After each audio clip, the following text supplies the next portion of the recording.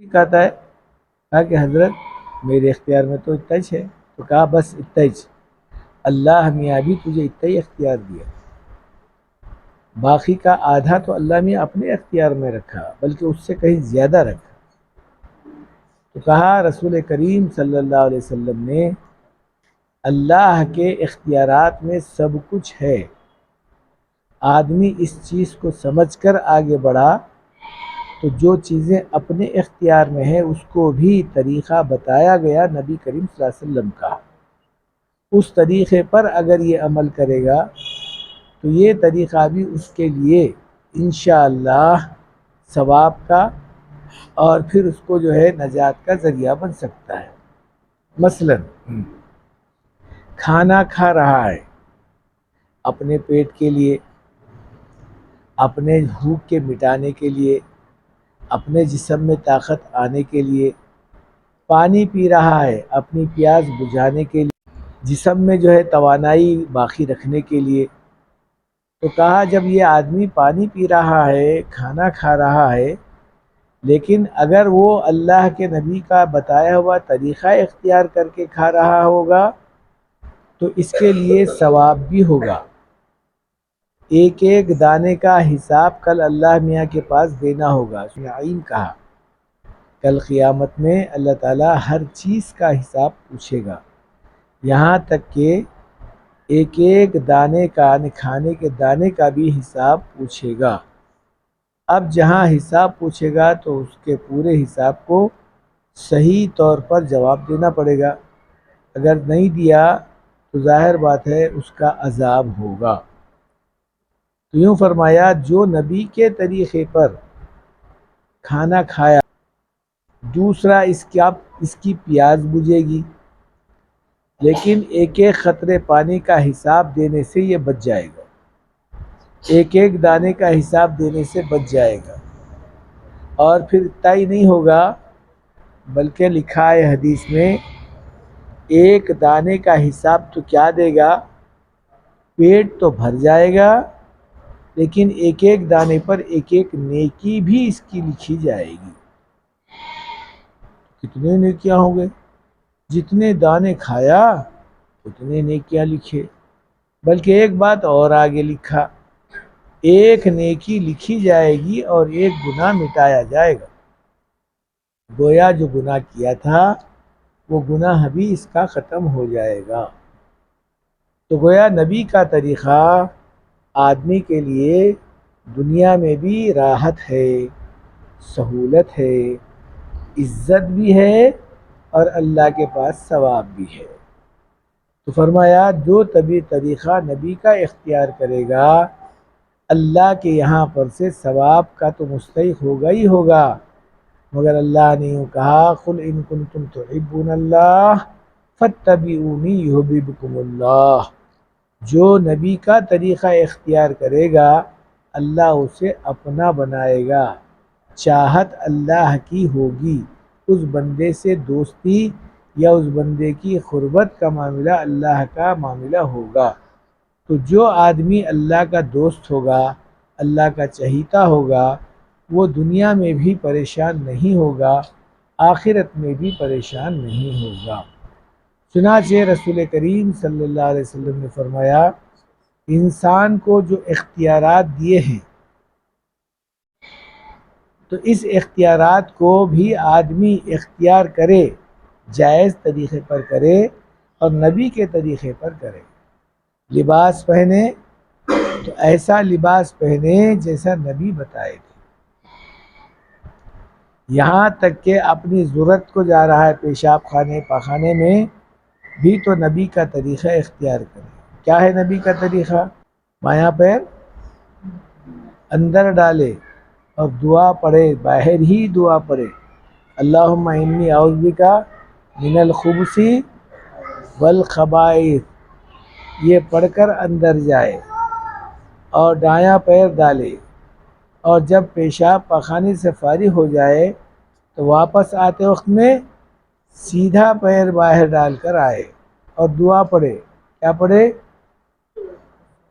الحمدللہ الذی اذھبا انی الاذى وعافانی، اللہ سے اپنے اس ایذا یعنی تکلیف دینے والی چیز کو اللہ تعالیٰ دور کیا ہے۔ اللہ تیرا شکر ہے، تیرا احسان ہے کہ تو نے مجھے تکلیف سے راحت دیا۔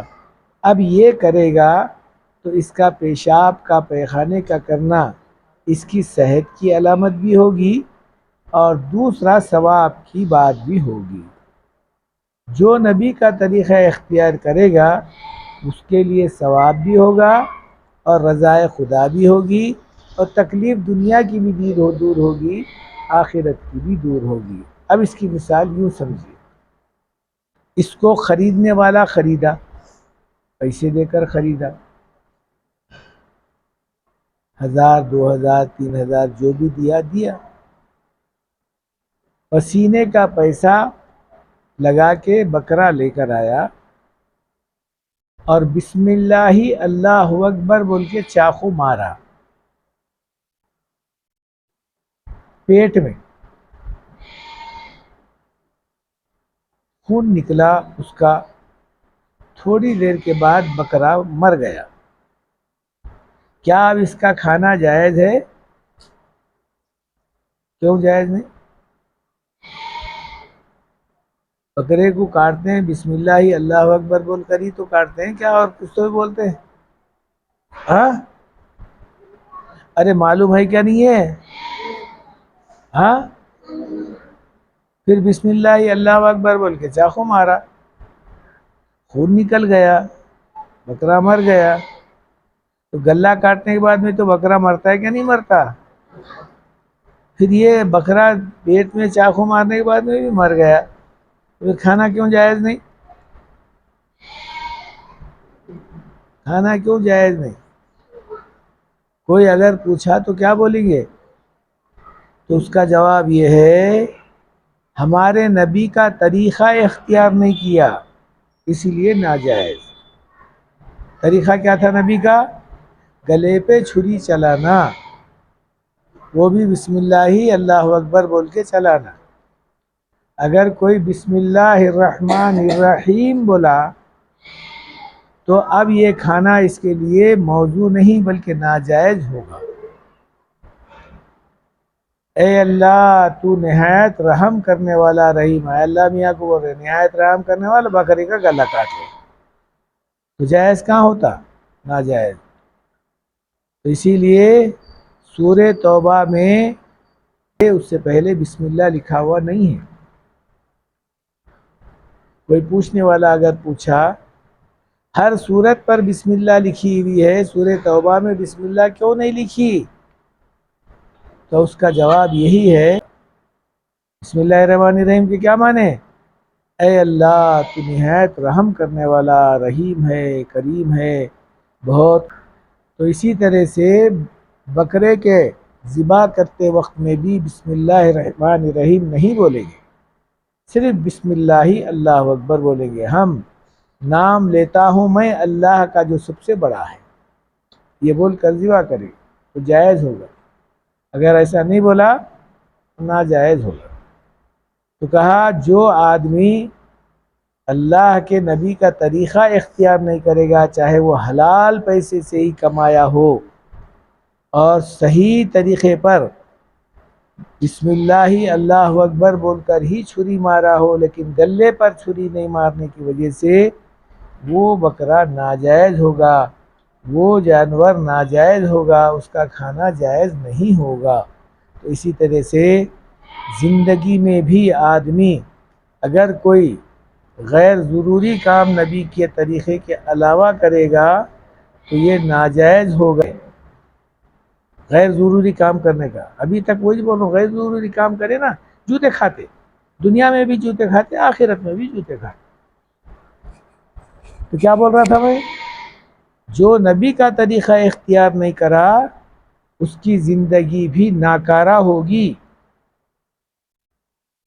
کوئی مثال دینے والا دیا، آدمی سب کچھ کر رہا ہے، حلال کی کمائی کر رہا ہے، صبح سے شام تک پسینہ ٹپکا کر پیسے کما رہا ہے، اس پیسے سے ہی اپنی زندگی گزار رہا ہے، لیکن اذان ہو رہی ہے، اللہ کے گھر کی آبادی کی منادی لگائی جا رہی ہے، پھر بھی آدمی اللہ کے گھر کو نہیں آ رہا ہے، تو اس کی کمائی بھی ایسی ہی ہوگی جیسے بکرے کو پیٹ میں چھرا مارنے کے برابر ہوگی۔ یہ کمائی اس کے لیے برکت والی نہیں ہوگی۔ جو بکرا اللہ کے نام پر ذبح ہوتا ہے، نبی کے طریقے پر ذبح ہوتا ہے، اس میں برکت ہوتی ہے۔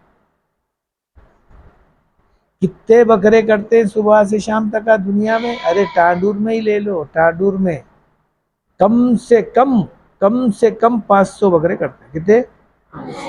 ہاں 500، اطراف و اکناف کے، ٹانڈور کے، مستخر کے، سب ملائے تو 500 بکرے، اور مریا کا تو کوئی حساب ہی نہیں ہے، وہ تو کرتے ہی رہتے ہیں۔ اس کے باوجود بھی کبھی دیکھیں بکرے کم ہوئے، مرغیاں کم ہوئے؟ بکری کتنے دیتی بچے؟ 2 یا 3۔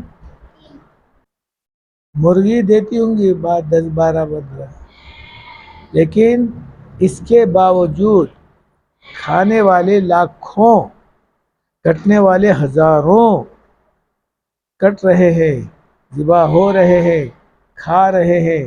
سارے لوگ جو ہے گوشت کے بغیر نہیں رہتے، کوئی نہ کوئی گوشت کھاتے، کوئی مرغی کا کھا رہا ہے، کوئی بکری کا کھا رہا ہے، وغیرہ کھا رہا ہے، مگر کمی نہیں ہے۔ ہو رہی ہے کمی؟ نہیں ہو رہی ہے کمی۔ بکری بولی میرے بچے کو کاٹ رہے ہیں اسی لیے میں نہیں جنوں گی، ایسا ہے کہیں؟ نہیں، برابر وہ بھی بچے دے رہی ہے، بڑے ہو رہے ہیں، لوگاں بھی کھا رہے ہیں، مدرسے کو بھی ہمارے آ رہے ہیں۔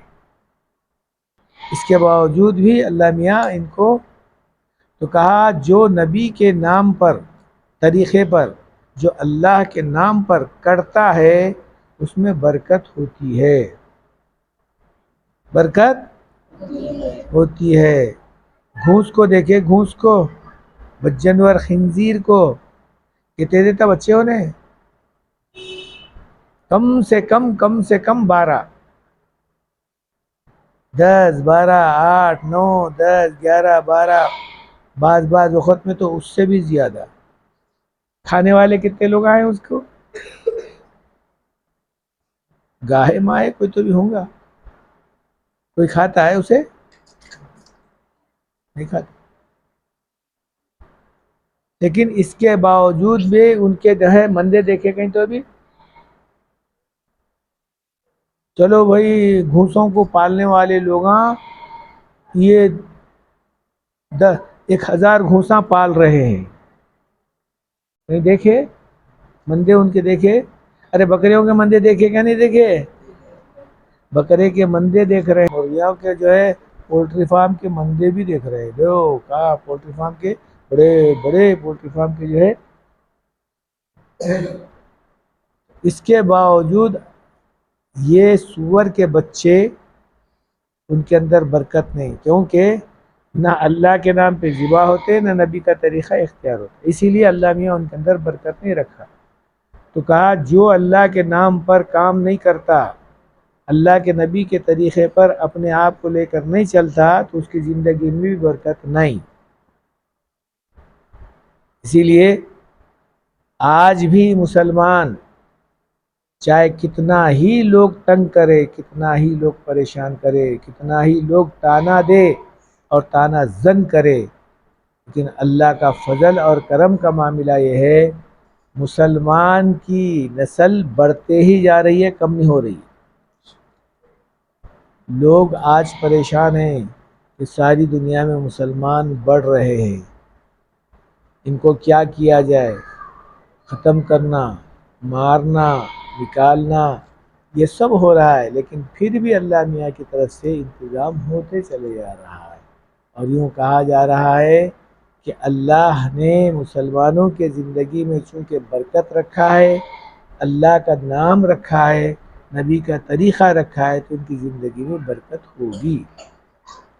تو اب سارے بیان کا لب لباب یہی نکلا، جو اللہ کے نام پر کام کیا جائے گا اس میں برکت ہوگی، جو نبی کا طریقہ اختیار کریں گے اس میں سہولت بھی ہوگی، برکت بھی ہوگی، عزت بھی ہوگی۔ چنانچہ قرآن نے کہا وَلِلَّهِ الْعِزَّةِ وَلِرَسُولِهِ وَلِلْمُؤْمِنِينَ، عزت کس کے لیے ہے؟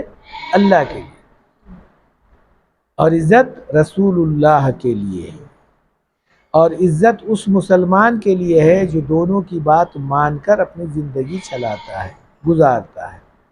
ان دونوں کی بات مان کر زندگی نہیں گزارنے والے کی زندگی برکت والی نہیں ہوگی، اللہ کے قربت والی نہیں ہوگی، دنیا داروں کی نگاہ میں ذلیل ہوگا، چاہے کتنا ہی آدمی اپنے اعتبار سے مالدار ہوگا، عہدیدار ہوگا، لیکن لوگوں کے نظروں میں ذلیل ہی ہوگا۔ ابھی ایک چھوٹی سی مثال، کوئی آدمی ٹائی لگا کر، ہیٹ لگا کر، کوٹ پینٹ پہن کر اب یہاں سے جا رہا ہے، لوگ کیا بولیں گے؟ جنٹل مین جا رہا ہے۔ بولتے السلام علیکم صاحب، بولتے کوئی؟ وہ نہیں کہ کیا ہے کہ انگریز کے بچہ جا رہا ہے تو لوگ دیکھیں گے، لیکن ایک آدمی کرتا پیجامہ پہن کر جا رہا ہے، داڑھی چھوڑا ہوا ہے، ٹوپی لگایا ہوا ہے، اور اللہ توفیق دیا تو ایک توال بھی کندھے پر پڑا ہوا ہے، ادھر سے آ رہا ہے، تو منسپالٹی میں کام کرنے، جھاڑو مارنے والے، مہریوں میں کچرا نکالنے والے بھی آداب صاحب بول رہے ہیں۔ ہندو ہے نا، وہ بھی ہندو لوگ ہیں، آداب صاحب کیوں بول رہے ہیں؟ ارے نبی کا طریقہ اللہ کو بھی پسند ہے، نبی کا طریقہ لوگوں کو بھی اللہ پسند کر دیا، اسی لیے قرآن نے کہا ان الدین عند اللہ الاسلام، اللہ کے نزدیک سب سے زیادہ پسندیدہ چیز دین کو سا ہے؟ اسلام ہے، اسلام ہے۔ جو اسلام پر اپنی زندگی گزارے گا اللہ اسے دنیا میں بھی عزت والا رکھے گا، آخرت میں بھی عزت والا رکھے گا۔ لوگاں کیا بول، چھوٹی عمر ہے، شادی نہیں ہوئی، بچے کی داڑھی چھوڑیا، چھوٹی عمر کا، کیا عمر ہے؟ 20 کو 5 سال، چھوٹی عمر کا، اگر داڑھی چھوڑیا تو چھوٹی عمر ہے بیٹا، ابھی شادی نہیں ہوئی، داڑھی نہیں چھوڑنا، کیا کرنا پھر؟ داڑھی منڈانا، کیا بننا؟ انگریز بننا، یہودی بننا، نصرانی بننا، تو شادی کرنا انگریز بن کر، یہودی بن کر، نصرانی بن کر شادی کرنا۔ پہلے دن دولہے میاں ظاہری اعتبار سے شیروانی پہنتے ہیں، کس دن؟ شادی کے دن دولہے میاں شیروانی کرائے کی، وہ بھی سلاتے نہیں، سلانا بند ہوگا، شیروانی پہن رہے ہیں کرائے کی، شملہ بن رہے ہیں کرائے کا، گلے میں ہارا مالا ڈال رہے ہیں کرائے کے، اور فوٹواں وغیرہ تو خیر لے رہے، ویڈیو بھی چل رہا ہے۔ پہلے دن تو ایسا معلوم ہو رہا ہے چلو بھائی شیروانی پہنے تو ذرا مسلمان کے سر کا تو دکھ رہا ہے، آج دوسرے بھی پہن رہے ہیں، رجپوتاں تو بغیر شیروانی، بغیر شملہ، بغیر اس کے وہ شادی نہیں کرتے رجپوت لوگ، وہ تو ہار بھی ڈال لیتے، صحرا بھی پہن لیتے ہیں رجپوت لوگ۔ تو پہلے دن تو شادی کے دن تو ماشاءاللہ پھر بھی ذرہ مسلمان کے سر کا تو دکھ رہا ہے، ولیمہ کے دن پکا انگریز، سوٹ پہن کر آیا، بوٹ پہن کر آیا، کوٹ پہن کر آیا، گلے میں اتنا بڑا ہار ڈال لے کر آیا، وہ کیا ہے؟ کہا نہیں ہمارے لوگاں ڈالے،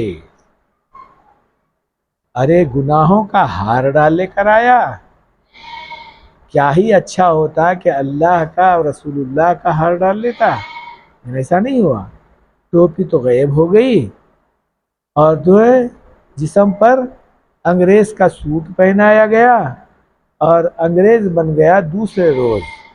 پہلے دن تو ذرہ معلوم ہو رہا تھا مسلمان کی طرح، دوسرے روز تو معلوم تو کیا ہوتا ہے، انگریز کا بچہ بن گیا. اب یہ طریقہ اختیار کرنے والا اللہ کے نبی کا چہیتا کیسا بنے گا؟ اللہ کا چہیتا کیسا بنے گا؟ جو نبی کا طریقہ اختیار نہیں کرا وہ اللہ کا کبھی چہیتا نہیں بنے گا. جیسا اس آیت نے بتایا قل ان کنتم تحبون اللہ فاتبعونی یحببکم اللہ. جو اللہ کے نبی کا طریقہ اختیار نہیں کرا اللہ اسے کبھی پسند نہیں کرے گا. تو اب لوگ جو ہے اپنے آپ کو یہودی بنانا، نصرانی بنانا اور انگریز بنانا بہت قابل رشک سمجھتے ہیں. اینک لگایا، ہیٹ پہنا، ٹائی لگایا، کوٹ پہنا، کسی کے شادی میں جا رہا ہے تو بس انگریز کا بچہ بن کر جا رہا ہے. کون سمجھنا کہ مسلمان ہے؟ کوئی سمجھتا ہی نہیں. ہاں رشتہ دار اگر اس کا چہرہ دیکھ کے پہچانے کہ بھئی ہمارا آدمی ہے وہ الگ بات ہے، غیر آدمی تو سمجھتا ہی نہیں کہ مسلمان ہے. بھئی کوٹ پینٹ ہیٹ کون لگاتا ہے؟ تو وہ تو انگریز لگاتا ہے اکثر و بیشتر. مسلمان تو مسلمان اپنا لباس پہنتا ہے. چہرے سے بھی مسلمان سمجھنا، لباس سے بھی مسلمان سمجھ میں آ جانا، بات سے بھی مسلمان سمجھ میں آ جانا، اس کے رویے سے بھی مسلمان سمجھ میں آ جانا.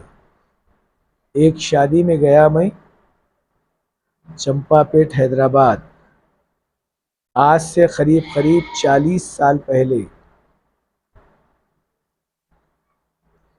وہ شادی تھی لڑکا امریکہ کا، لڑکی یہاں کی حیدرآباد کی.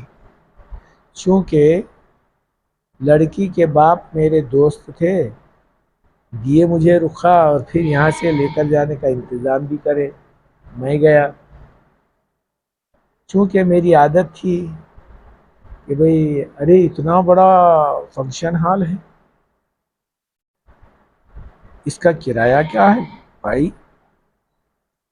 اس نے بتایا صرف 4 گھنٹے کا 50,000 روپئے.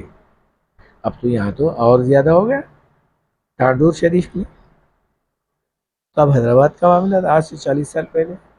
50,000 روپئے. او ہو. میں بولا ہمارے اس 50,000 روپئے میں 5 عورت بچیاں جو غریب رہتی تھی ان کی بھی شادی ہو جاتی ہے. ایک تو یہ بات. دوسری بات وہ صاحب جو میرے دوست بھی تھے اور حیوانی ڈاکٹر بھی تھے، یہاں بہت دن تک کام کرے ہو، ہمیشہ ٹوپی سر پر رہتی تھی، 5 وقت نماز پڑھتے تھے، شیروانی پہن کر نماز پڑھتے تھے مدینہ مسجد کو میرے پیچھے. میں امامت کرتا تھا. جب نماز پڑھتے جاتے تو وہاں پر بھی انہوں ٹوپی لگا کے رہتے تھے، ڈیوٹی پر بھی اکثر و بیشتر دیکھا. لیکن وہاں دیکھا دعوت میں ٹوپی نکل گئی. پورے مجمع کے اندر صرف 3 یا 4 آدمی ٹوپی لگائے ہوئے ہیں میرے ساتھ، میرے علاوہ 1-2-3 آدمی جس کے سر پر ٹوپی تھی. وہ ڈاکٹر صاحب کے تو سر پر بھی ٹوپی غائب. معلوم ایسا ہو رہا تھا کہ پورا مجموعہ انگریزوں کا ہے. جب ڈش لایا گیا یعنی کھانا لایا گیا ٹیبل کے اوپر تو میرے کو بھی سمجھ میں نہیں آیا ہے کہ کھانا ٹیبل کے اوپر کیا ہے.